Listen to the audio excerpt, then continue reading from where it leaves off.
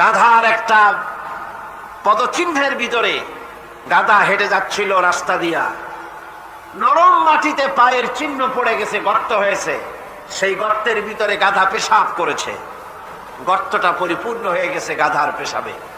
পিঁপড়া একটা যাচ্ছিল কোথাও, সে হাঁটতে হাঁটতে গাধার পেশাবের মধ্যে পড়ে গিয়েছে।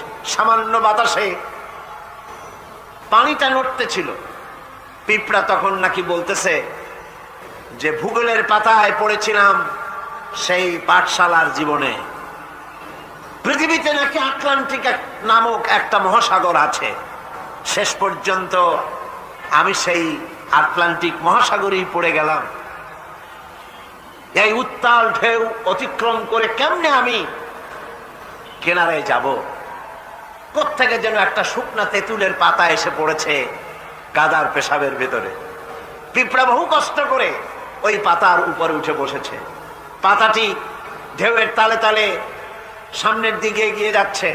পিঁপড়া এখন খুব দাম্ভিকতার সাথে, অহংকারীর সাথে পিঁপড়া বলছে, ইতিহাসের পাতায় পড়েছিলাম পৃথিবীতে নাকি টাইটানিক নামক বিরাট এক জাহাজের অস্তিত্ব ছিল। শেষ পর্যন্ত ভাগ্যের জোরে আমি সেই টাইটানিকের নাবিক হয়ে বসলাম। কি সাংঘাতিক! আমি আজ টাইটানিকের গর্বিত নাবিক, আর এই আটলান্টিকের উত্তাল ঢেউ পাড়ি দিয়ে চলছে আমি আমেরিকা আবিষ্কারের জন্য। গাধার পেশাবের ভিতরে তেঁতুলের পাতায় বসে পিঁপড়ার যে অহংকার! আমার দেশের তথাকথিত নাস্তিক মোরতাদ জাতীয় বুদ্ধিজীবীরা এর চাইতেও নিকৃষ্ট। সুপ্রিয় দর্শক, আসসালামু আলাইকুম রহমতুল্লাহ। আজকের আলোচনায় থাকবে এমন এক প্রেরণাময় ওয়াজ যা আমাদের হৃদয়কে নাড়া দেবে, মনকে করবে প্রশান্ত। আলোচনা করছেন প্রখ্যাত আলিমে দ্বীন, ইসলামিক চিন্তাবিদ আল্লামা দিলওয়ার হোসেন সাইদি রাহিমাহুল্লাহ। চলুন শুরু করা যাক।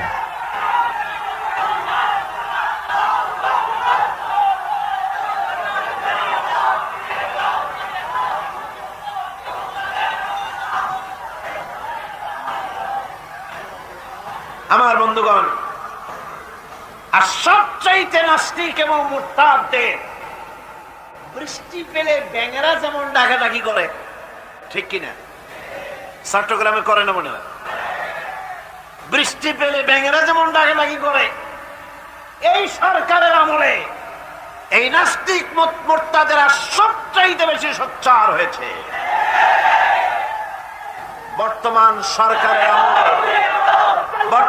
সরকারের আমলে ইসলাম এবং মুসলমান এর সেন্টিমেন্ট যতটা আহত হয়েছে, ইসলাম আর মুসলমানদের অনুভূতিতে এত আঘাত এর পূর্বে কোনোদিন হয় না। সবচেয়ে বেশি মারাত্মক আঘাত এই সময় হয়েছে। সৃষ্টিকুলের মধ্যে নাস্তিক এবং মুরতাদরা হচ্ছে সবচেয়ে নিকৃষ্ট, যারা আল্লাহকে অস্বীকার করেছে। ইমানদারেরা হলো, আমি প্রথমেই বলেছি, পৃথিবীর মধ্যে কোরআনের আয়াত দিয়ে বলেছি, পৃথিবীতে শ্রেষ্ঠ কারা? ইমানদারেরা। চিল্লা এখন, পৃথিবীর শ্রেষ্ঠ মানুষ কারা? আর ওই মুরতাদ আহমদ শরীফ বলেছে মুসলমানেরা হচ্ছে ইতর। নাস্তিকরাই হলো সবচেয়ে ভালো মানুষ, আর আস্তিক যারা আল্লাহরে মানে তারা হলো সবচেয়ে নিকৃষ্ট মানুষ। আর আল্লাহ বলছেন পৃথিবীতে ইমানদারেরা শ্রেষ্ঠ মানুষ কারা? কাফের হচ্ছে, নাস্তিক এবং মুরতাদরা হচ্ছে চতুষ্পদ জানোয়ারের মতো নির্বোধ। এরা নিজেদেরকে বুদ্ধিমান বলে দাবি করে, কিন্তু আল্লাহর কথায় এরা হচ্ছে নির্বোধ চতুষ্পদ জানোয়ারের মতো। কিসের মতো বলুন? জানোয়ারের মতো। আল্লাহ পাক বলছেন, আল্লাহ পাক বলেন, ওয়ামাসালুল লাযীনা কাফারু কামাসালিল্লাযী ইয়ানঈকু বিমা লা ইয়াসমাউ ইল্লা দুআআন ওয়া নিদাআ সুম্মুন বুকুমুন উমিয়ুন ফাহুম লা ইয়াকিলুন। আল্লাহ পাক বলেন, কাফেরদের দৃষ্টান্ত হচ্ছে এরকম, রাখাল যেমন তার জানোয়ারকে ডাকে। আপনাদের দেশে আছে না রাখাল গরুকে ডাকে, হ্যাঁ গরু এদিকে আয় বলে না, এদিকে আয়, অথবা ডাইনে যাওয়ার সামনে যা। গরু থেকে বোঝে যে এদিকে আয় মানে আমারে ডাকতেছে, ওদিকে যা মানে আমারে সরে যেতে বলতেছে, এগুলো বোঝে। আল্লাহ পাক বলেন, রাখাল যেমন চতুষ্পদ জানোয়ারকে ডাকি, জানোয়ার শুধু একটা আওয়াজ শোনে মাত্র, কিন্তু রাখাল কি বলে তা সে বুঝতে পারে না। শুধু একটা আওয়াজ শোনে, ও তো হলো বধির, ও হলো অন্ধ, ও হলো বোবা। অনুরূপ ভাবে যারা কাফের, তারাও কোরআনের কথা শোনে, হক তারা দেখে, হকের আওয়াজ তারা শোনে, কিন্তু ওই চতুষ্পদ জানোয়ারের মতো একটা আওয়াজ শোনে, কি বলে তা তারা বোঝে না। অন্তর থাকতে, বিবেক থাকতে তারা হককে বোঝে না, চোখ থাকতে হককে দেখে না, কান থাকতে হকের কথা তাদের কানের মধ্যে ঢুকে, মনের গহীনে বুঝে, মনের গহীনে পৌঁছে, সেটার অনুসরণ তারা বোঝে না, চিন্তাও করে না। এদের অবস্থা হলো উলাইকা কাল আনআম, এরা হলো চতুষ্পদ জানোয়ারের মতো। আল্লাহ পাক বলেন শুধু জানোয়ার বললে হয় না, বালহুম আদাল, বরং জানোয়ারের চাইতেও নিকৃষ্ট। যারা নাকি কাফের, যারা নাস্তিক, যারা মুরতাদ, তারা জানোয়ারের চাইতেও নিকৃষ্ট, চতুষ্পদ জন্তুর চাইতেও খারাপ। কাফের নাস্তিক মুরতাদদের সারা জীবনের সাধনা নিষ্ফল। কোরআন বলছে, ভালো করে শোনেন, কোরআন বলছে যারা কাফের, ঈমান যারা আনে নাই, যারা নাস্তিক, যারা মুরতাদ, তাদের সারা জীবনের সমস্ত সাধনা সব কি ব্যর্থ, নিষ্ফল।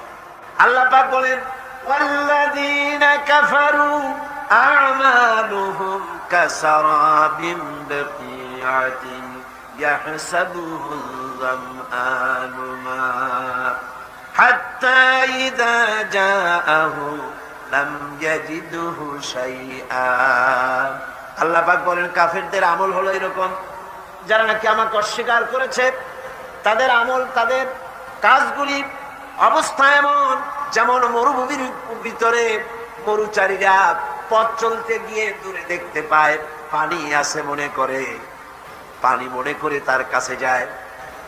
যখন কাছে চলে গেল, যারে পানি মনে করেছিল, হাত্তা ইযা জাআহু লাম ইয়াজিদহু শাইআ, যাকে পানি মনে করেছিল কাছে গিয়ে দেখলো কিছুই পেল না, পানি নাই। আছেন এরকম?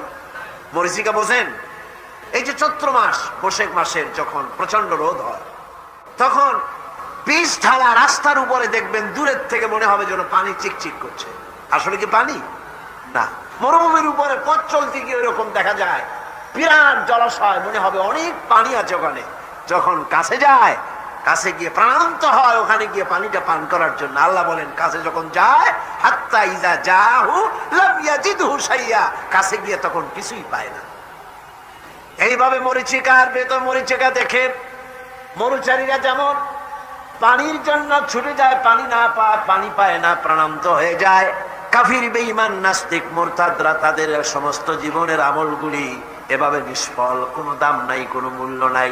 তারা নিজেদের তৈরি করা মতবাদকে শান্তি আছে বলে মনে করে, শেষ পর্যন্ত দেখে কিছুই নাই। যেমন কমিউনিজম ৭২ বছর ধরে পৃথিবীকে কিছুই দিতে পারে নাই, জ্বালা দিয়েছে, যন্ত্রণা দিয়েছে, কষ্ট দিয়েছে, হতাশা দিয়েছে, ক্ষুধা দিয়েছে, দারিদ্র দিয়েছে, নির্যাতন করেছে, নিষ্পেষণ করেছে, মানুষের জন্য ভালো কিছুই করতে পারে নাই। বলেন পেরেছে নাকি? কি বলেন পেরেছে? সুতরাং এভাবে করি, ওরা মনে করে ভালো, আসলে তো ভালো না। আসল ভালো তো আল্লাহ রাব্বুল আলামিন যেটা বান্দার জন্য করেন, এর থেকে ভালো আর কিছু হতে পারে না। কি বলেন? পারে? পারে না। সুতরাং আজকে মূল ব্যাপারটা হলো এই যে নাস্তিক এবং মুরতাদ সবচাইতে পৃথিবীর কপাল পোড়া। এরা সব বিশ্বাস করে কিন্তু আল্লাহরে বিশ্বাস করে না। কন্যা উজবিল্লাহ। আমি বুঝি না যেদের মাথায় কি ঘিলু আছে কি নাই। একটা মাইক দেখলে, এই যে বিরাট মাইকগুলি আমার সামনে, অনেকগুলি মাইক আমার সামনে আছে, দেখলে কি মনে হয়? যেটা এমনি এমনি হয়েছে? বলেন আপনারা, কি মনে হবে? এমনি এমনি হয়েছে? এই বিশাল প্যান্ডেল দেখলে কি মনে হয়? যে কয়েকজন আলেম এখানে বসে কি একটা দোয়া দুরূদ পড়ে ফু দিছে, আর অমনি প্যান্ডেলটা হয়ে গেছে।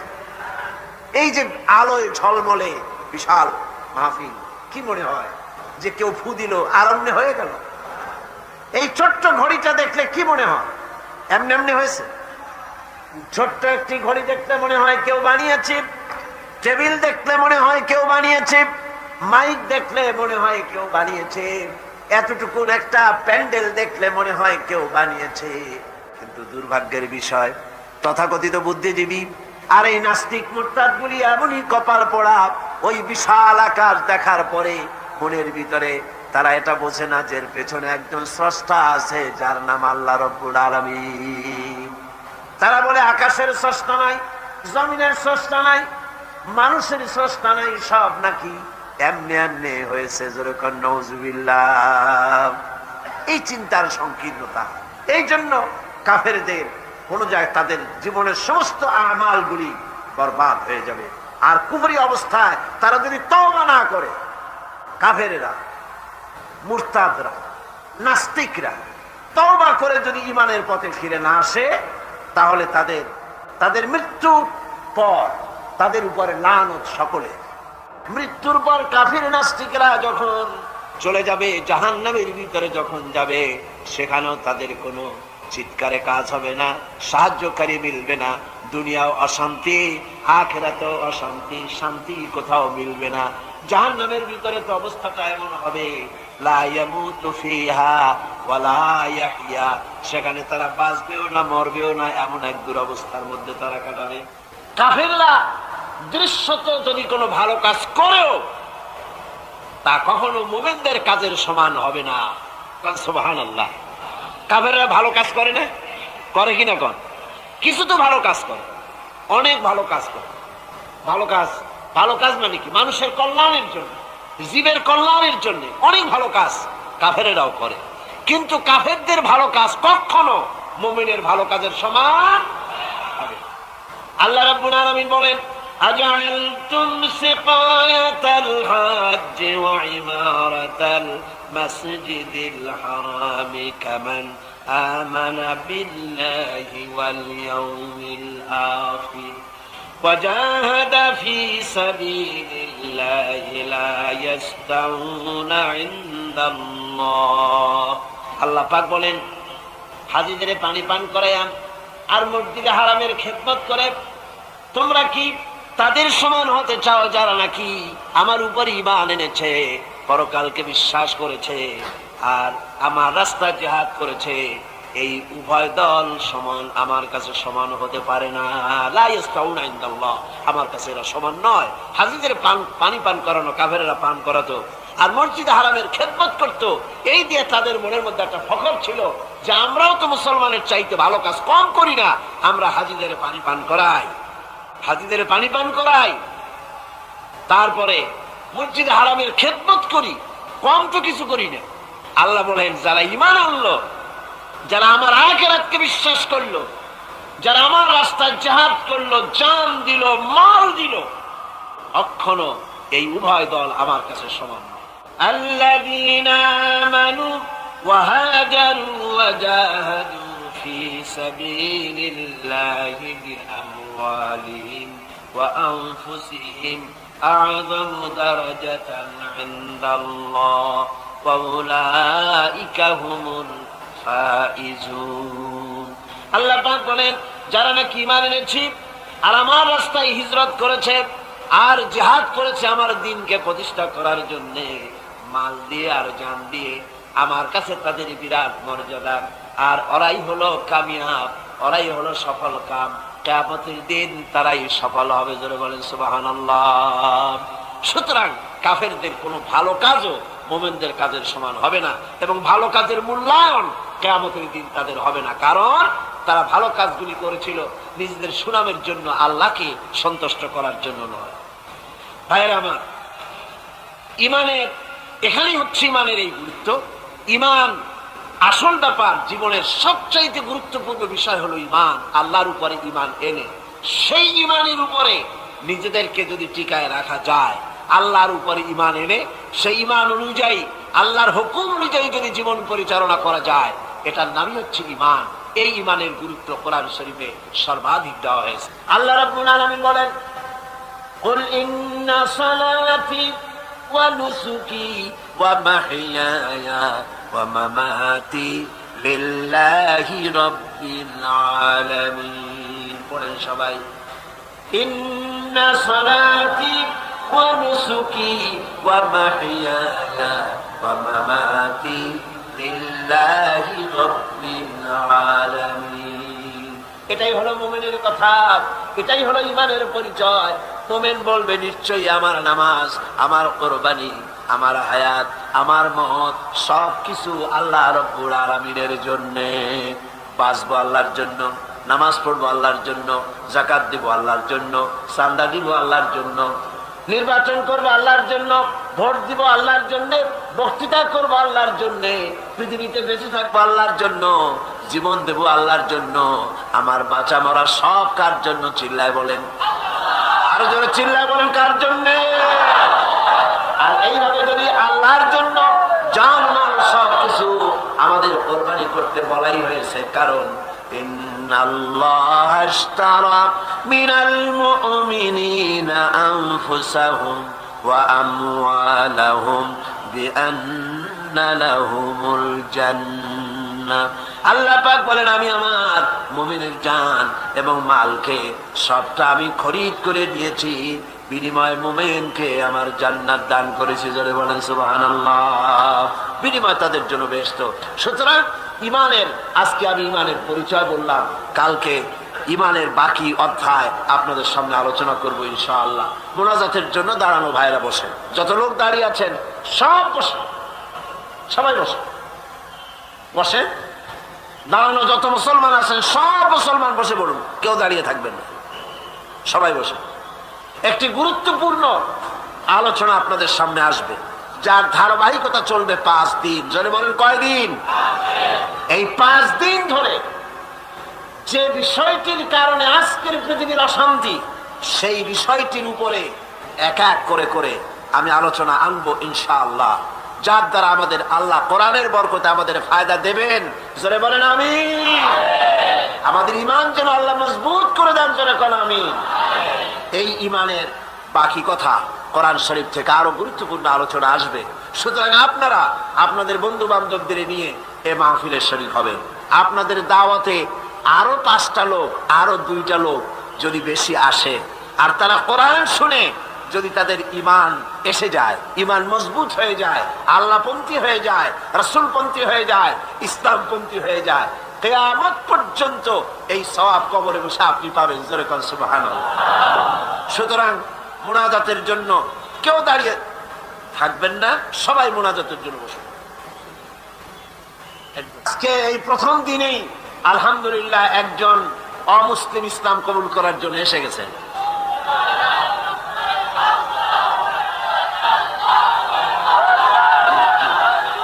বয়স কত?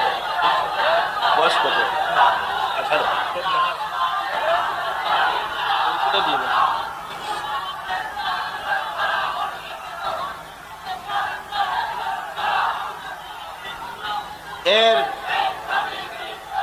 এর নাম হচ্ছে রিটন বড়ুয়া, পিতা অনন্ত সেন বড়ুয়া, বয়স 18 বছর, বাড়ি বড় হাতিয়া, লোহাগাড়া, চট্টগ্রাম। বর্তমান নাম পছন্দ করেছে মোহাম্মদ আব্দুর রহমান আজাদ। মাশাআল্লাহ, আলহামদুলিল্লাহ বলে এসো।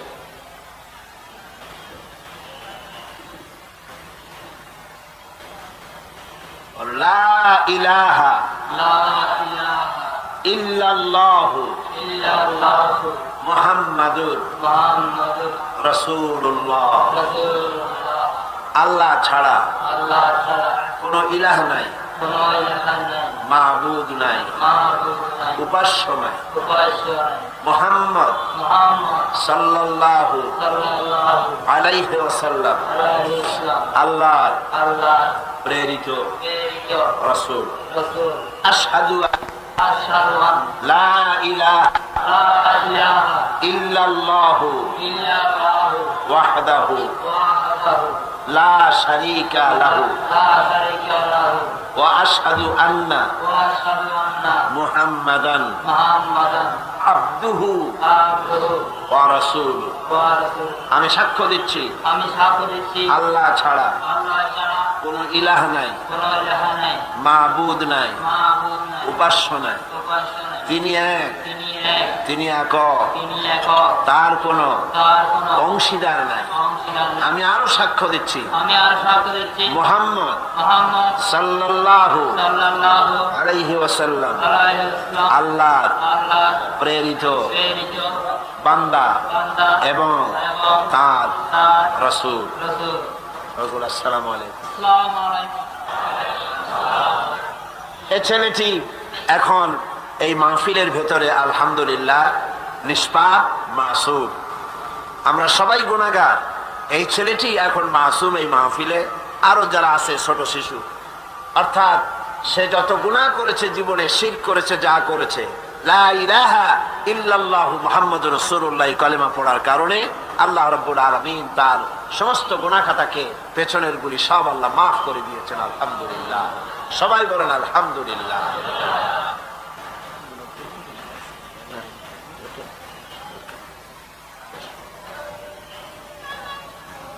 কোন ঘোষণা আছে? আপনি বলে দেন। একজন লিখেছেন তার আব্বা সৈয়দুল হক সিদ্দিকী বিগত 38 দিন ধরে হাসপাতালে বেহুশ অবস্থায় আছেন। কোরআনে কারীমের মাহফিলের, তাফসীরুল কোরআন মাহফিলে অনেকেই দোয়া নেওয়ার জন্য আসেন এবং মনের বিশ্বাস যে দোয়া আল্লাহর দরবারে কবুল হয়। আল্লাহ যেন মেহেরবানি করে যারাই দোয়া চেয়েছেন সকলের দোয়া, অসুবিধা, রোগ আল্লাহ যেন মুক্ত করে দেন। কক্সবাজারের মসজিদের পেশ ইমাম সাহেব প্যারালাইজড হয়ে গেছেন, তিনিও রোগ মুক্তির জন্য দোয়া চেয়েছেন। আর সৈয়দ কুতুব শহীদ রহমতুল্লাহ আলাইহের অমর সৃষ্টি তাফসীর ফি জিলালিল কোরআন বাজারে আসতেছে, আপনারা প্রস্তুত থাকুন সেই তাফসীর কেনার, খরিদ করার জন্য। আল্লাহ যেন তৌফিক দেন, সবাই বলেন আমিন। বিশ্বের একজন নাম করা ইসলামী চিন্তাবিদ, ইসলামের জন্য জীবন দিয়েছেন। সেই ফি জিলালিল কোরআন তাফসীরটা কি সেটা জানার জন্য একটা আজিম খেদমত করেন। আলহামদুলিল্লাহ, চট্টগ্রাম তাফসীর মাহফিল হচ্ছে বাংলাদেশের সেই তাফসীরুল কোরআন মাহফিল যে মাহফিলের অডিও ভিডিও ক্যাসেট ছড়িয়ে যায় অল ওভার দ্য ওয়ার্ল্ড। সারা পৃথিবীর যত জায়গায় বাংলাদেশি মুসলমান আছে, পৃথিবীর তত জায়গায় চট্টগ্রামের তাফসীর মাহফিল চলে যায়। সুবহানাল্লাহ ওয়া বিহামদিহি। এবং এর দ্বারা যে কত মানুষ হেদায়েত হচ্ছে আপনারা চিন্তা করতে পারবেন না। কত উগ্র আধুনিকা মহিলা ইসলামকে বোঝেন না, ইসলাম বুঝে ইসলামের দিকে আকৃষ্ট হয়ে পর্দানসীনা হচ্ছেন। কত মদখোর জেনাকার মদ ছেড়ে দিয়ে ইসলামের দিকে আকৃষ্ট হচ্ছেন, নামাজি হচ্ছেন, দিনদার হচ্ছেন। চট্টগ্রাম কোরআন শরীফের এই তাফসীরের মাহফিল আল্লাহ পাকের একটা নিয়ামত, আমরা সবাই বলি আমিন। এই নিয়ামতে জান খুলে সহযোগিতা করবেন আপনারা। আপনাদের কাছে আমার বিশেষভাবে অনুরোধ, জান খুলে সহযোগিতা করবেন। যার যত রকমের ক্ষমতা আছে নিজেও করবেন, বন্ধুদেরকে দিয়েও করাবেন। মৌলানা শামসুদ্দিন সাহেব আল্লাহ তার হায়াত দারাজ করুন, সবাই বলেন আমিন। তার জন্য আমরা দোয়া করতেই থাকবো। আমরা আল্লাহর রহমত থেকে কখনো নিরাশ হই না। আল্লাহ নিজে নিষেধ করেছেন নিরাশ হতে, তো তার দোয়া আল্লাহ কবুল করেন। আমরা সকলের জন্য দোয়া করব। আল্লাহ পাক এই মাহফিলের বরকতে চট্টগ্রাম ইসলামী আন্দোলনের আল্লাহ দুর্গ বানায় দিন, এবং স্বাধীনতার ঘোষণা যেমন এখান থেকেই হয়েছিল, ইসলামের বিপ্লবী ঘোষণা, ইসলামের বিজয়ের ঘোষণা, ইসলামী সরকারের ঘোষণাও এই চট্টগ্রাম থেকেই যেন আল্লাহ মঞ্জুর করেন। সবাই বলেন কোরআনের বরকতেই যেন তা হয়। এখন মুনাজাত হচ্ছে, মুনাজাতের পর বা জামাত এশার নামাজ হবে। সে এশার নামাজে আপনারা সকলেই শরীক হতে চেষ্টা করবেন এবং আগামীকাল যথারীতি সময় মতো আসবেন। কোরআন শরীফের তাফসীরের একটা ধারাবাহিকতা আছে, আন্দাজে আলোচনা করা হয় না, ধারাবাহিক আলোচনা। সুতরাং এই ধারাবাহিকতা যদি রক্ষা করতে না পারেন তাহলে আপনার বুঝতে অসুবিধা হবে। কখনো নিরস, কখনো সরস আলোচনা, কোরআনের কথা, আল্লাহ পাকের কথা বোঝার জন্য চিন্তা ভাবনা করে, মাথা খাটাইয়া, ধৈর্য ধরে, কষ্ট করে বসে তারপরে শোনার জন্য চেষ্টা করতে হবে। ইনশাআল্লাহ যে বিষয় এবার আমি বেছে নিয়েছি আমি আশা করি এ বিষয় আমার জন্য, শ্রোতাদের জন্য, বোনেদের জন্য, সকলের জন্য একটা বড় রকমের ফায়দা আল্লাহ পাক দান করবেন বলে আমার বিশ্বাস। আল্লাহ যেন তা কবুল করেন, সবাই বলেন আমিন। আল্লাহুম্মা আমিন। রব্বানা যালামনা আনফুসানা ওয়া ইন লাম তাগফির লানা ওয়া তারহামনা লানাকুনান্না মিনাল খাসিরিন। আয় আল্লাহ তাআলা, বিশাল এই তাফসীরুল কোরআন মাহফিল, দীর্ঘক্ষণ ধরে আমরা তোমার দ্বীনের কথা, কোরআনের কথা আলোচনা করেছি। মেহেরবানি করে সওয়াবটুকুন জনাবে মুহাম্মদ রাসূলুল্লাহ সাল্লাল্লাহু আলাইহি সাল্লামের রূহ মুবারকে পৌঁছে দাও। আয় আল্লাহ তাআলা, আমাদের মধ্য থেকে আমাদের মা বাপ যাদের দুনিয়া থেকে বিদায় হয়ে গেছে, কবরগুলিকে কোরআনের বরকতে জান্নাতের টুকরায় পরিণত করে দাও। রব্বির হামহুমা কামা রব্বায়ানি সাগীরা। পড়েন সবাই, রব্বির হামহুমা কামা রব্বায়ানি সাগীরা। আয় আল্লাহ তাআলা, ইসলামী সমাজ কল্যাণ পরিষদ প্রতি বছর কোরআনের খেদমতে বিশাল আয়োজন করে। আল্লাহ, তুমি তাদের খেদমত তোমার দরবারে মঞ্জুর করে নাও।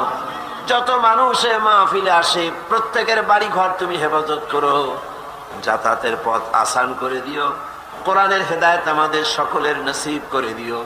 আয় আল্লাহ, আর একখানা দোয়া করি, বর্তমানে বাংলাদেশ বড় রকমের রাজনৈতিক সংকটের ভিতর থেকে এগিয়ে যাচ্ছে, নিরুদ্দেশের পথে যাত্রা করেছে বাংলাদেশ। কোথায় গিয়ে থামবে আমরা জানি না। রব্বুল আলামিন, এই বাংলাদেশকে তুমি দয়া করে মেহেরবানি করে গৃহযুদ্ধের হাত থেকে বাঁচাইয়া দিও।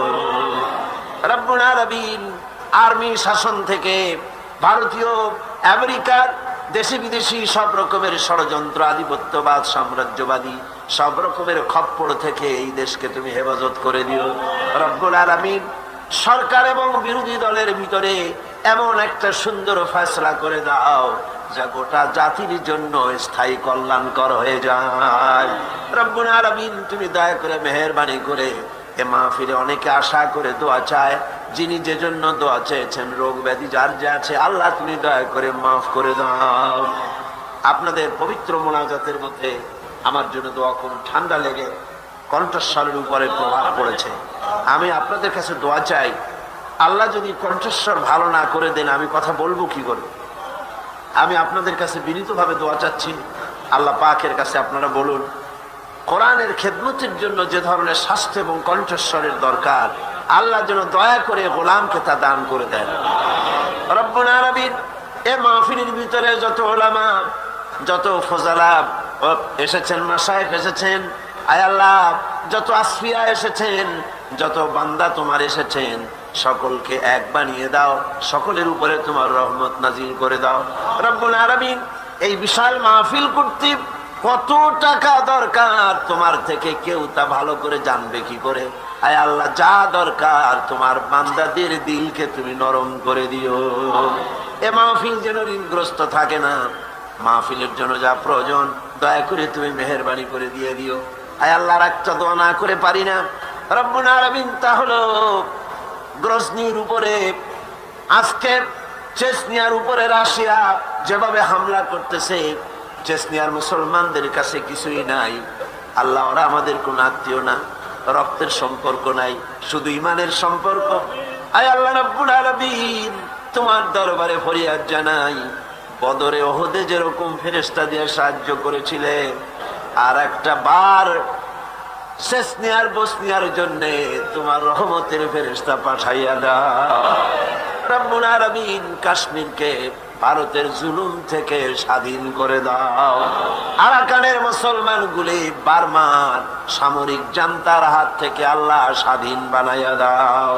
রব্বুল আলামিন, এই মাহফিলকে কিয়ামত পর্যন্ত তুমি কবুল করে নাও। রব্বানা তাকাব্বাল মিন্না ইন্নাকা আনতাস সামিউল আলিম ওয়া তুব আলাইনা ইন্নাকা আনতাত তাওয়াবুর রহিম। سبحان ربك رب العزة عما يصفون وسلام على المرسلين الحمد لله رب العالمين واجعل آخر كلمتنا عند الموت لا إله إلا الله মুহাম্মাদুর রাসূলুল্লাহ। আসসালামু আলাইকুম ওয়া রাহমাতুল্লাহ। কিন্তু আজকে পৃথিবীর ইহুদি আর খ্রিস্টানেরা যে যুদ্ধ করছে বিভিন্ন জায়গায়, ওই যুদ্ধ হচ্ছে রাষ্ট্র দখলের জন্য, দেশ দখলের জন্য। মুসলমানেরা স্বার্থ সিদ্ধির জন্য, দেশ দখলের জন্য জিহাদ করে না। জিহাদ সম্পর্কে যে ধারণার, কুধারণা এবং মিথ্যা ধারণার সৃষ্টি করা হয়েছে তার কারণেই যে ওরা জানে না মুসলমান কি। ওরা ইসলামকে মনে করে শুধুমাত্র একটি ধর্ম, আর মুসলমানদেরকে মনে করে একটা জাতি। আমাদেরকে প্রথমে কথা বিশ্বাস করতে হবে, মুসলমান কোনো গতানুগতিকভাবে কোনো জাতির নাম নয়, আর ইসলাম গতানুগতিকভাবে কোনো ধর্মের নাম নয়। ইসলাম তাহলে কি? ইসলামটা যেমন হিন্দু ধর্ম, খ্রিস্টান ধর্ম, ইসলাম কি তেমন একটি ধর্ম? না। ইসলাম হচ্ছে as a complete code of life. ইসলাম হচ্ছে মুকাম্মাল নিজামে হায়াত, একটি পরিপূর্ণ জীবন ব্যবস্থার নাম হচ্ছে ইসলাম। আর মুসলমান গতানুগতিক ভাবে কোন জাতির নাম নয়, যেমন হিন্দু, খ্রিস্টান, বৌদ্ধ, ইহুদি, নাসারা, মজুসি যেমন জাতির নাম, মুসলমান তেমন গতানুগতিক ভাবে কোন জাতির নাম নয়। হিন্দু জাতি কাকে বলে? তো বলা হবে 12 মাসে যারা 13 পূজা করে ওরাই হচ্ছে হিন্দু জাতি। খ্রিস্টান কাদের বলে? যারা রবিবার দিন গির্জায় যায় তাদেরকে বলা হয় খ্রিস্টান জাতি। তো ইহুদি কারে বলে? যারা প্রতি শনিবার ইয়াউমুস সাbt যারা গিয়ে তাদের সিনাগোতে গিয়ে হাজির হয় তাদেরকে ইহুদি বলা হয়। এখন আপনি মুসলমানের ব্যাখ্যা কিভাবে করতে পারবেন যে মুসলমান কাকে বলে? জবাব হবে যারা শুক্রবার দিন মসজিদ যায়, নামাজ পড়ে, রোজা রাখে, ওরাই মুসলমান। জবাব ঠিক হলো না? জবাব ঠিক হলো না। ইসলাম হচ্ছে একটি বিপ্লবী মতবাদ, একটি পূর্ণাঙ্গ জীবন ব্যবস্থা। আর এই জীবন ব্যবস্থাকে যারা দুনিয়ার বুকে প্রতিষ্ঠিত করতে চায় সেই রেভলিউশনারি পার্টির নাম হচ্ছে ইসলাম, মুসলমান। সেই দলের নাম কি? মুসলমান। এই মুসলমানেরা পৃথিবীর বুকে তারা যুদ্ধ করে না স্বার্থ হাসিলের জন্য, দেশ দখল করার জন্য তারা যুদ্ধ করে না। তাদের স্ট্রাগল, তাদের সংগ্রাম হচ্ছে আল্লাহর বিধান জমিনের উপরে প্রতিষ্ঠা করা। এই জন্য রাসূল পাক বলেছেন জিহাদ হচ্ছে সর্বোত্তম ইবাদত। সর্বোত্তম ইবাদত কি? রাসূল করিম সাল্লাল্লাহু আলাইহি ওয়াসাল্লাম বলেছেন, আন আবি যার রাদিয়াল্লাহু তাআলা আনহু قال قلت يا رسول الله اي العمل افضل قال ايمان بالله। আমি জিজ্ঞেস করলাম রাসূলকে, হযরতে আবু যর রাদিয়াল্লাহু তাআলা আনহু বলছেন, আমি রাসূলকে জিজ্ঞেস করলাম, হে আল্লাহর রাসূল, সবচেয়ে উৎকৃষ্ট আমল কোনটি? হুজুর বললেন আল্লাহর প্রতি ঈমান, আর তারপরে হচ্ছে ওয়াল জিহাদু ফি সাবিলিল্লাহ, রাওয়াহু মুত্তাফাকুন আলাইহি। হুজুর সাল্লাল্লাহু আলাইহি ওয়াসাল্লাম বলছেন আল্লাহর প্রতি ঈমানের পরে আল্লাহর রাস্তায় জিহাদ করা হচ্ছে সর্বোত্তম ইবাদত। এই জিহাদের উদ্দেশ্য হবে মানব সমাজে আল্লাহর আইন প্রতিষ্ঠিত করা। যেহেতু আল্লাহর আইন প্রতিষ্ঠিত না হওয়া পর্যন্ত সমাজের মধ্যে অন্যায়, অসত্য চলতে থাকে, মানুষের উপর জুলম চলতে থাকে। এই জন্য জিহাদ হবে, যত জায়গায় জিহাদের কথা আছে জিহাদ ফি সাবিলিল্লাহ বলা হয়েছে। জিহাদ কার পথে? আল্লাহর পথে। আল্লাহ রাব্বুল আলামিন কোরআনে কারীমের মধ্যে বলেছেন, আল্লাযীনা আমানু ইউকাতিলুনা ফি সাবিলিল্লাহ। যারা নাকি ঈমানদার, যারা মুমিন, তারা সংগ্রাম করে, তারা লড়াই করে আমি আল্লাহর পথে, আমার দিন প্রতিষ্ঠার জন্যই তারা লড়াই করে।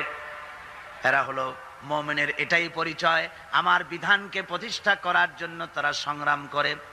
ওয়াল্লাযীনা কাফারু ইউকাতিলুনা ফি সাবিলিত তাগুত।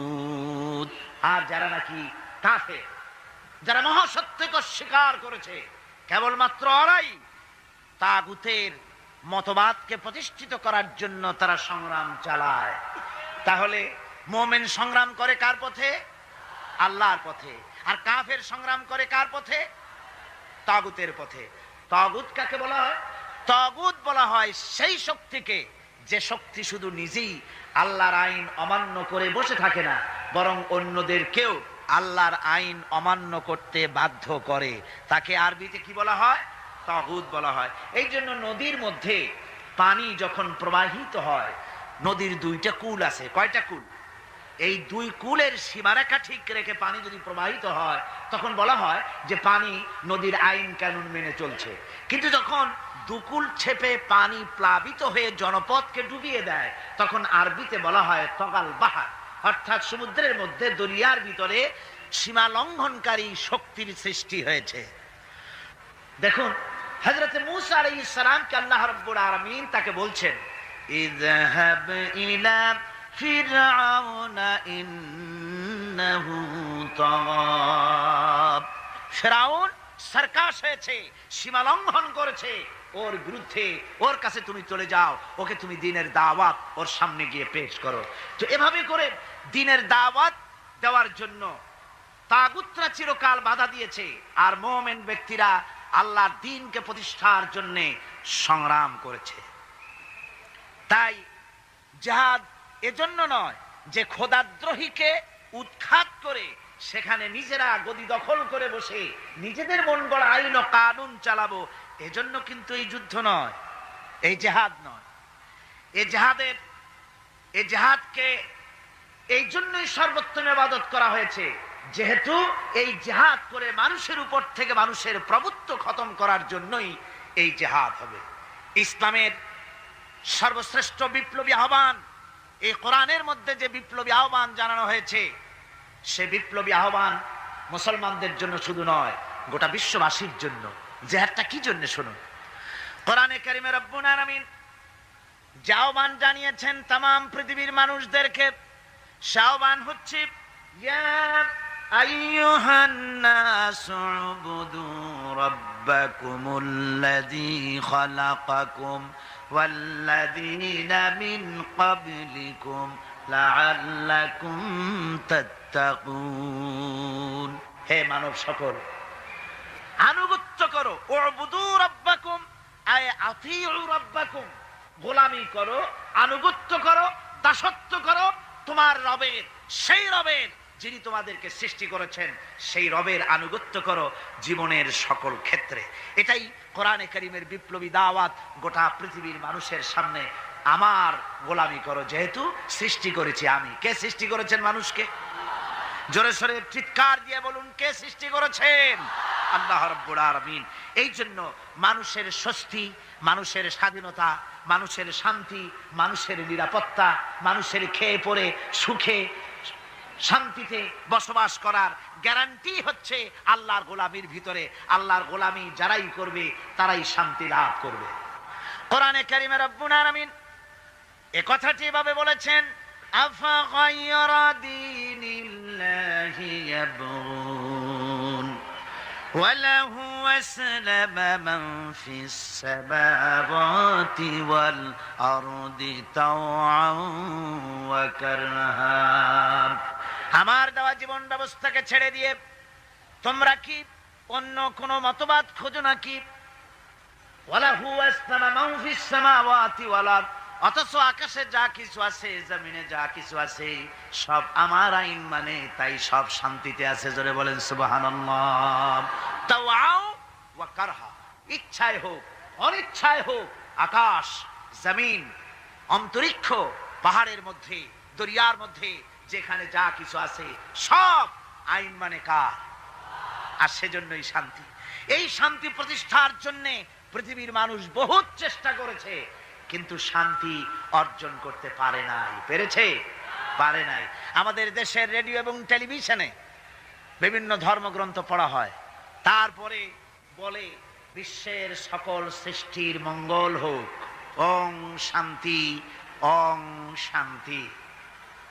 আমি বলেছি, এইভাবে কেউ যদি ওং ওং করতে করতে যদি একেবারে রক্তবমিও করে, তবুও শান্তি প্রতিষ্ঠা হতে পারে না। শান্তি প্রতিষ্ঠার জন্যে এই পৃথিবীর বুকে মানুষের চেষ্টার কম নাই। মানুষ এই পৃথিবীতে শান্তি প্রতিষ্ঠার জন্যে লিগ অফ নেশনস তৈরি করেছে, ইউনাইটেড নেশনস অর্গানাইজেশন তৈরি করেছে। পৃথিবীর মানুষ সেন্টো, সিয়াটো, ওয়ার্স, সার্ক, কত কিছু তৈরি করলো। আপনারা বলেন শান্তিকে প্রতিষ্ঠা করতে পেরেছে? জোরে জবাব দিন, শান্তি প্রতিষ্ঠা করতে পেরেছে? পারে নাই। প্রথম বিশ্বযুদ্ধ হয়ে গেল। এই বিশ্বযুদ্ধের পর নিদারুণ ভাবে মানুষ ক্ষতিগ্রস্ত হলো, পৃথিবীর মানুষ। আর যাতে যুদ্ধ বিগ্রহ না হয় সেজন্য 1920 সনে লিগ অফ নেশনস তৈরি হলো। পৃথিবীতে আর যুদ্ধ যাতে না হয় সেই আকাঙ্ক্ষা নিয়ে এটা তৈরি করা হলো। কিন্তু লিগ অফ নেশনস কিছুই করতে পারলো না। 1939 সনে শুরু হয়ে গেল সেকেন্ড গ্রেট ওয়ার, দ্বিতীয় বিশ্বযুদ্ধ। এই বিশ্বযুদ্ধ চলল 1939 থেকে 1945 সন পর্যন্ত, অর্থাৎ সুদীর্ঘ 6টি বছর পর্যন্ত দ্বিতীয় বিশ্বযুদ্ধ চলল। এই যুদ্ধে পৃথিবীর বিরাট ক্ষতি হয়ে গেল, অসংখ্য মানুষ মরলো, কত কোটি কোটি মানুষ ক্ষতিগ্রস্ত হলো, বাড়িঘর ধ্বংস হলো, মানুষের নগর সভ্যতা জনপদ বিধ্বস্ত হয়ে গেল। আর যাতে যুদ্ধ বিগ্রহ না হয় সেজন্য পৃথিবীর মানুষেরা তৈরি করলো ইউএনও, ইউনাইটেড নেশনস অর্গানাইজেশন, যাকে বলা হয় জাতিসংঘ। কি বলা হয়? এই জাতিসংঘ প্রতিষ্ঠা হয়েছিল কি জন্যে? শান্তি প্রতিষ্ঠার জন্য। আপনারা বলেন জাতিসংঘ কি শান্তি প্রতিষ্ঠা করতে পেরেছে? জোরে বলেন, পেরেছে? পারে নাই। জাতিসংঘ হচ্ছে আজকের পৃথিবীর আমেরিকার একটা হাতের পুতুল। পুতুল নাচ যারা দেখেছেন, পুতুল যেমন মানুষের হাতে সুতা বাঁধা থাকে আর তাই দিয়ে পুতুলের নাচায়, জাতিসংঘকে ভাবে আমেরিকা নাচায়।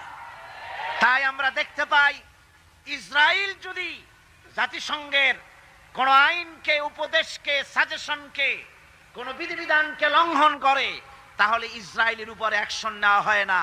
ইরাক যদি জাতিসংঘের কিছু করলো তাহলেই সমস্ত বিমান নিয়ে আর তার নৌজাহাজ নিয়ে সমানে হামলা শুরু হয়ে যায়। দুনিয়ার সোমালিয়ার ভিতরে মারামারি তারাই লাগিয়েছে, বসনিয়ায় মারামারি ওরাই লাগিয়েছে।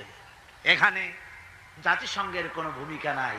অর্থাৎ আমেরিকা যতটুকুন বলবে ততটুকুনই অগ্রসর হবে, যতটুকুন বলবে না ততটুকুন অগ্রসর হতে পারবে না। আমি দৃষ্টান্ত দিয়ে থাকি জাতিসংঘের এভাবে। জাতিসংঘের দৃষ্টান্তটা এমন যে এক লোক, তার বন্ধুর বাড়িতে আগুন লেগেছিল। তারপর সেই বন্ধু চিৎকার মেলতে বলছে, ভাইরা আমার বাড়ি তো আগুন লেগে গেল, ও আমার বন্ধুরা, আমার প্রতিবেশী, তোমরা যারা আছো তোমাদের হাতের কাছে যা আছে তাই নিয়ে আমার বাড়ির আগুন নিভায়ে দাও। বন্ধুর আর্তচিৎকার শুনে চতুর্দিক থেকে লোকেরা ছুটলো। তার এক বন্ধু ছিল, তার ছিল দর্জির দোকান, টেইলার মাস্টার ছিলেন তিনি। তিনি দেখলেন বন্ধুর বাড়িতে আগুন লেগেছে, হাতের কাছে যা আছে তাই নিয়ে যেতে বলেছে। তা আমার পাশে তো কতগুলি কাপড়ের টুকরা ছাড়া কিছুই নাই। এক বস্তা কাপড়ের টুকরা নিয়ে ছুটলো আগুন নিভাবার জন্য। আরেকজনের ছিল রাইস মিল, তার ছিল অনেক তুষ তার মিলে, 2 বস্তা তুষ নিয়ে ছুটলো আগুন নিভাতে। আরেকজনের ছিল পেট্রোল পাম্প, 2 টিন পেট্রোল নিয়ে তিনি ছুটলেন। আরেকজনের ছিল শুকনা কাঠের দোকান, 1 ট্রাক শুকনা কাঠ নিয়ে ছুটলেন। আপনারা বলেন বন্ধুরা, এই সব আগুন নিভাবার উপকরণ যা নিয়ে এসছে, এগুলি যদি বন্ধুর বাড়ির আগুনের মধ্যে ঢালে, যাও 2-1খানা খুঁটি তার বাঁচত, তাও কি বাঁচবে? সব শেষ। আজকে জাতিসংঘের অবস্থা তাই হয়েছে। জাতিসংঘ যেখানে, জাতিসংঘের বিল্ডিংটি এখানে, এর কাছেই আমি প্রোগ্রাম করেছি। আমাকে যখন জাতিসংঘের হলগুলি ঘুরিয়ে ঘুরিয়ে দেখানো হচ্ছিল, আমি প্রশ্ন করেছিলাম ডেমনস্ট্রেটর যে ছিল তাকে জিজ্ঞেস করেছি এই জায়গাটা কি ছিল, ইতিহাসটা আমাকে শোনা। ওরা বলল এই জায়গাটা ছিল কসাইখানা। এইখানে নিউ ইয়র্ক শহরে শুকর, গরু ইত্যাদি জবাহ করা হতো, আর এখান থেকে গোশত, মাংস ডিস্ট্রিবিউট করা হতো। শহরের লোকেরা, খুচরা খরিদ্দার এখান থেকে কিনে নিয়ে যেত। পরবর্তী সময় এটা লোকেরা খরিদ করে নিয়ে এর উপরে জাতিসংঘের এই বিশাল অফিস তৈরি করেছে। এত বড় অফিস, এরকম করে তাকাতে গেলে মাথার টুপি পড়ে যাবে, এত উঁচা অফিস। সেখানে হাজারো, অনেকগুলি, অন্তত 22টা ভাষায় বক্তৃতা ইন্টারপ্রেটার হয়। এক অফিসের কথা আর এক অফিস থেকে তারা শুনতে পারে, দেখতে পারে, একের ভাষা আর একে বুঝতে পারে, কিন্তু বসনিয়ার মানুষের ক্রন্দন ধ্বনির ভাষা তারা বুঝতে পারে না। তারা সব কিছু করতে পারে, বুঝতে পারে, কিন্তু সোমালিয়ার মানুষের হাড্ডিসার এই মানুষগুলির দৃশ্য তাদের চোখে পড়ে না। আমেরিকা শেষ সময় সোমালিয়ার মানুষকে কিছু সাহায্য পাঠিয়েছে। আমরা বলেছি সোমালিয়ার মানুষকে সাহায্য পাঠাইয়া বসনিয়ার পাপ গোপন করতে পারবা না, এ শাস্তি তোমাকে ভোগ করতেই হবে। সুতরাং জাতিসংঘের অফিস নির্মিত হলো, বিশাল ইমারত তৈরি হলো। তারা ডাক দিল, দুনিয়ায় আগুন লেগেছে, অশান্তি নিভাবার জন্য যার কাছে যা আছে তাই নিয়ে ছুটে আসো। আর আশা বলল আমার কাছে আছে সমাজতন্ত্র, সে এসে সমাজতন্ত্র ঢেলে দিল ওর মধ্যে। ভারত বলল আমার কাছে আছে সেকুলারিজম, এনে ঢেলে দিল ওর মধ্যে। আমেরিকা বলল আমার কাছে আছে ক্যাপিটালিজম, দিল পুঁজিবাদ ওর মধ্যে ঢাইলা। পৃথিবীর এই জ্বলন্ত অশান্তির আগুনের মধ্যে প্রত্যেকেই তাদের ম্যানমেড নিজস্ব মস্তিষ্ক প্রসূত মতবাদগুলি ঢেলে দিয়ে পৃথিবীর অশান্তির আগুনকে শত সহস্র গুণে বর্ধিত করে গোটা দুনিয়াকে জ্বালিয়ে পুড়িয়ে শেষ করে দেয়।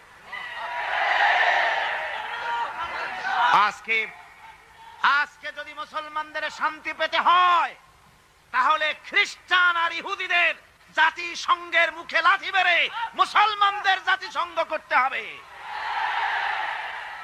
বিশ্ব শান্তি প্রতিষ্ঠার জন্য আল্লাহ রাব্বুল আলামিন স্থায়ী পরিকল্পনা দান করেছেন। রব্বুল আলামিন বলেছেন, তাআলাউ ইলা কালিমাতিন সাওয়াইন বাইনানা ওয়া বাইনাকুম আল্লা না'বুদা ইল্লাল্লাহ। আল্লাহ পাক বলছেন, ও আমার হাবিব আপনি বলুন, ও আহলে কিতাবের লোকেরা, ও খ্রিস্টান জগৎ, ও পৃথিবীর মানুষেরা, তাআলাউ ইলা কালিমাতিন সাওয়াইন বাইনানা ওয়া বাইনাকুম, এমন একটা কথার দিকে তোমরা ঐক্যবদ্ধ হও যেটা তোমাদের জন্য আর আমাদের জন্য সমভাবে প্রযোজ্য। তা হচ্ছে এই, আল্লাহ না'বুদা ইল্লাল্লাহ, আল্লাহ ছাড়া কারো গোলামি করব না। আমেরিকার গোলামি নয়, রাশিয়ার গোলামি নয়, ফ্রান্স এবং ব্রিটেনের গোলামি নয়, ভারতের গোলামি নয়, গোলামি হবে আল্লাহ সুবহানাহু ওয়া তাআলা। এরই মধ্যে শান্তি নিহিত। শান্তি কোথায় নিহিত? আল্লাহর গোলামির মধ্যেই, এরই মধ্যেই শান্তি নিহিত। ওয়ালা নুশরিকা বিহি শাইআ, আর আল্লাহর শক্তির সাথে কোন জিনিসকে আমরা অংশী স্থাপন করব না। আর পরস্পরকে আমরা প্রভু বলে মেনে নেব না আল্লাহ ছাড়া। এটাই হলো শান্তির পরিকল্পনা। তিনটা আল্লাহ তিনটা পরিকল্পনা দিলেন। কয়টা দিলেন? একই পরিকল্পনার তিনটে দিক। এক, আল্লাহর গোলামি, আল্লাহ ছাড়া কারো গোলামি করা যাবে না, আল্লাহর সাথে কাউকে অংশী স্থাপন করা যাবে না। ওয়ালা ইয়াত্তাখিযা বা'দুনা বা'দান আরবাবাম মিন দুনিল্লাহ, আর আল্লাহ ছাড়া কাউকে প্রভু বলে মানা যাবে না। আল্লাহ ছাড়া কাউকে সুপার পাওয়ার বলে আমরা মানি না। সুপার পাওয়ার আকাশে জমিনে একজনই আছেন, তার নাম কি? জোরে বলেন, তার নাম কি? ওই আল্লাহ রাব্বুল আলামিন বলেছেন, ইনিল হুকমু ইল্লা লিল্লাহ, হুকুম আইন একমাত্র আল্লাহর চলতে পারে, মানুষের উপরে আর কারণ। আলা লাহুল খালকু ওয়াল আমর, সৃষ্টি যার, আইন চলবে সেই আল্লাহ রাব্বুল আলামিনের। মানুষের এই কথা কেন আমাদের মাথার মধ্যে ঢোকে না? আমাদের মাথার মধ্যে এই কথা আসা দরকার। এই পৃথিবীতে কই একটা গরু তো আর একটার গরুর আইন মানে না।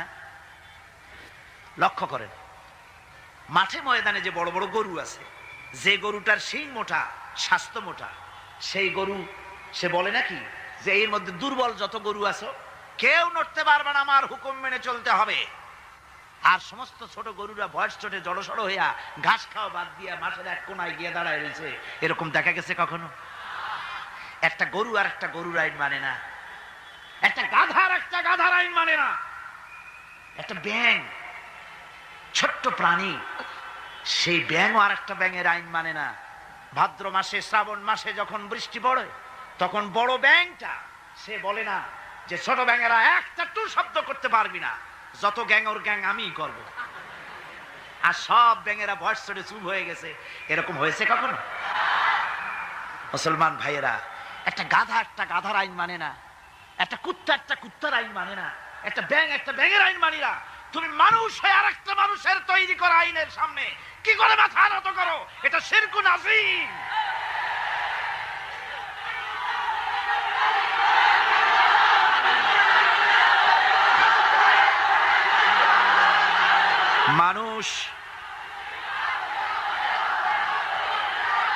মানুষ কেবলমাত্র আল্লাহ রাব্বুল আলামিনের, আল্লাহ সুবহানাহু ওয়া তাআলার আইনকেই মানতে হবে, আর কারো আইন মানা যাবে না। এমন কি যেসব নেতারা আল্লাহর আইনকে মানতে বাধ্য করে না, সেসব নেতাদের নেতৃত্ব মানা।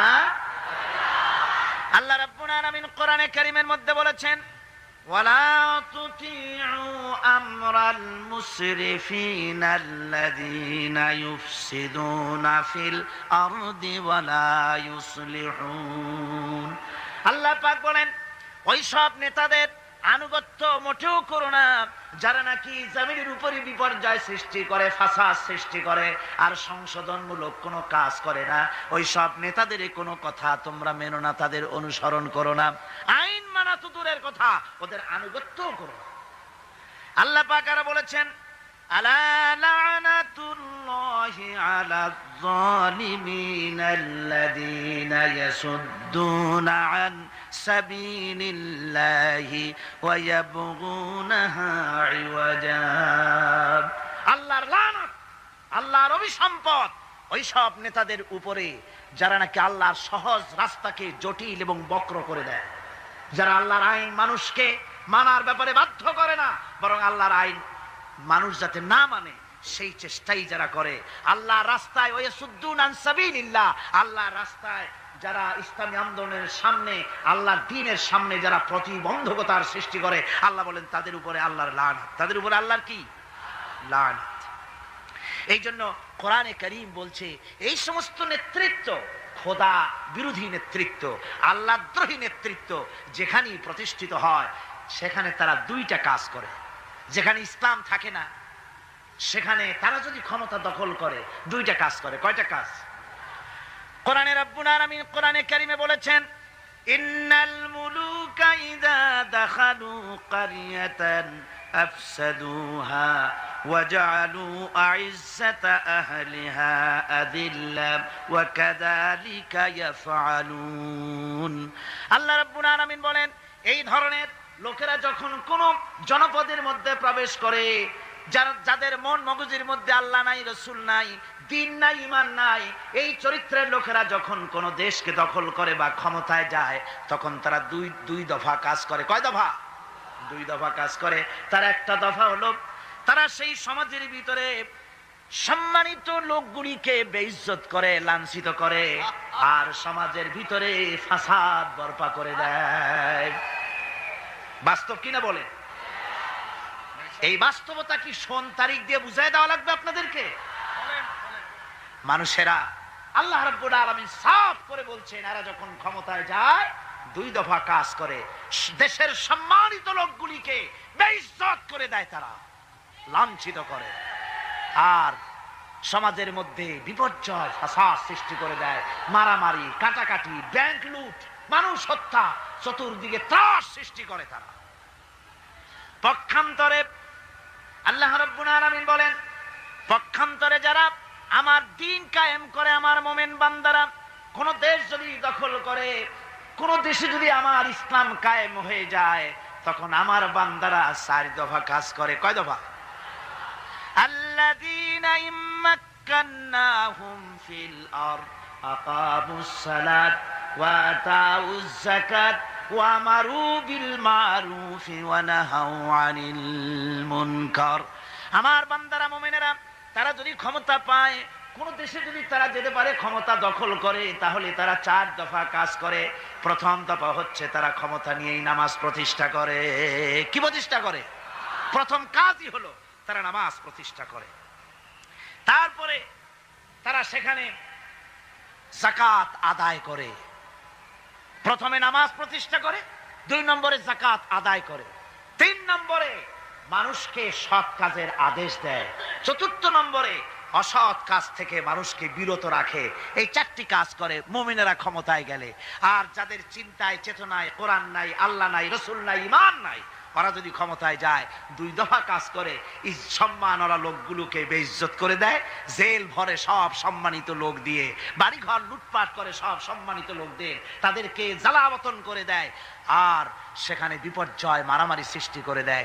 এই জন্যে দুনিয়ায় যত পয়গম্বর এসেছেন সমস্ত নবীরা তারা মানুষের কাছে দাওয়াত পেশ করেছেন।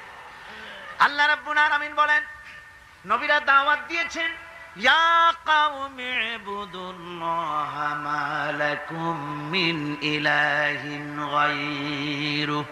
আল্লাহ রাব্বুল আলামিন বলেন, নবীরা যখন দুনিয়ায় যে নবী এসেছেন মানুষকে দাওয়াত দিয়েছেন, ইয়া কওমি, হে আমার জাতি, হে আমার সম্প্রদায়, এক আল্লাহর গোলামি করো, তিনি ছাড়া তোমাদের কোনো প্রভু নাই, আইনদাতা নাই, বিধানদাতা নাই, তার আনুগত্য করো জীবনের সকল ক্ষেত্রে।